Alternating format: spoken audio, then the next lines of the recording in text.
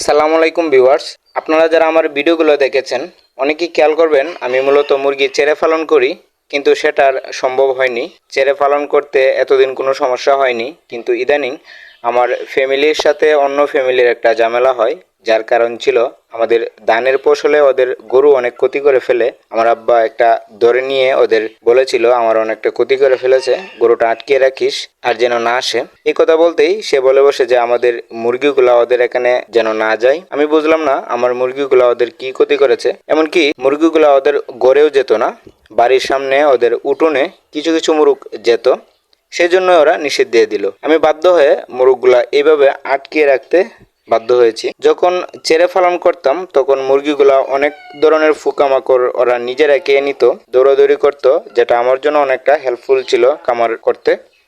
ওরা নিজেরাই কাঁচা ঘাস শাকসবজি খেয়ে আসতো, যার ফলে আমার অনেকটা খাদ্য খরচও কমে যেত।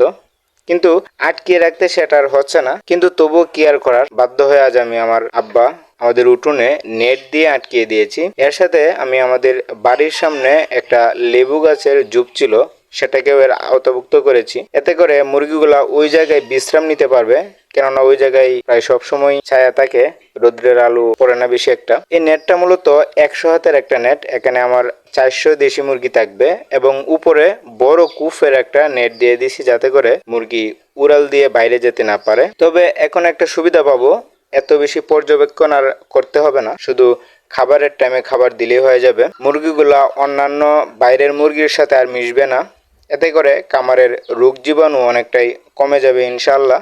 খামারে কোনো ধরনের ভাইরাস অ্যাটাক করতে পারবে না ইনশাল্লাহ। কিন্তু আগের যে একটা স্বাদ, সেই স্বাদটা আর পাবো না। আমি মুরগ মূলত সন্ধ্যাবেলা তুলে জীবাণুনাশক দিয়ে প্রতিদিন স্প্রে করে নিতাম, যার ফলে আমার খামারে বড় ধরনের ভাইরাসের কোনো অ্যাটাক হয়নি আলহামদুলিল্লাহ। কিন্তু এই যে বললাম যে আগের যে একটা স্বাদ, সেই স্বাদটা আর পাবো না। শুধু আমি নই, আমার মুরগিগুলাও চটপট করছে বের হয়ে যেতে।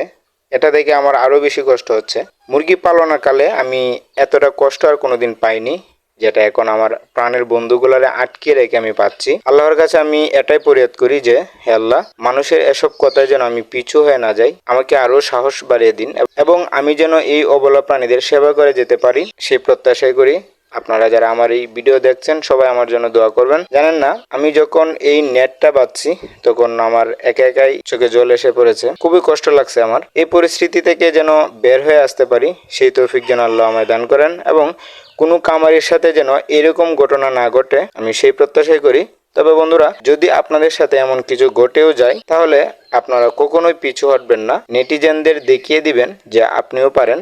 আমার বিশ্বাস আপনিও পারবেন। ওদের কথাই ডিমোটিভেট হওয়ার কোনো দরকার নেই। এই যে আমাকেই দেখুন না, আমি একদিনই বুঝলাম যে এভাবে আটকে রাখলে আমারই সুবিধা বেশি। কিন্তু একটা সমস্যা হচ্ছে, যেহেতু এগুলা দেশি মুরগি, সেজন্য ওরা যত উন্মুক্ত থাকবে তত ভালো। তবে সবকিছু মিলিয়ে আমি আলহামদুলিল্লাহ বলবো, আল্লাহ যা ভালো মনে করেছেন তাই করেছেন। বন্ধুরা, আমি আপনাদের জন্য দোয়া করি, আপনারা আমার জন্য দোয়া করবেন যেন আমরা সবাই ভালোভাবে খামার পরিচালনা করতে পারি এবং খামার করে কিছু টাকা অর্জন করতে পারি। সো আপনারা ভালো থাকবেন, সুস্থ থাকবেন। আল্লাহ হাফেজ।